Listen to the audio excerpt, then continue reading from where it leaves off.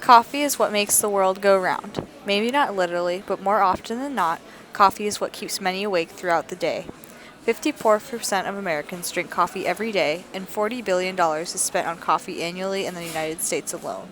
Worldwide, the coffee market is huge, with annual consumption reaching up to 12 billion pounds.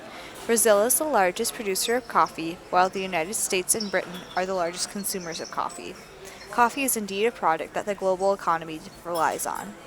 Many of us are dependent on coffee, but most of us don't realize how quickly and drastically its production can be affected. Climate change is already drastically affecting our environment, and it will only make the production of coffee more difficult. One day, coffee could be gone. There are only two different species of coffee. If anything affects one of these species, a majority of coffee will be wiped out. Do we simply remain passive and let climate change take its toll, or do we do something about it? There is little room for error. If crops are wiped out, then farmers will lose their income. These farmers already live in rural, poverty-stricken areas. The loss of their crops will not only affect supply and prices, but will affect farmers and families. What are we going to do?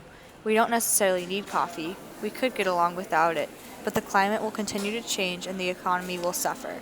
The potential change in the production of coffee is only a small part of the effects of global warming. We can't continue as bystanders. We must act. What will you do?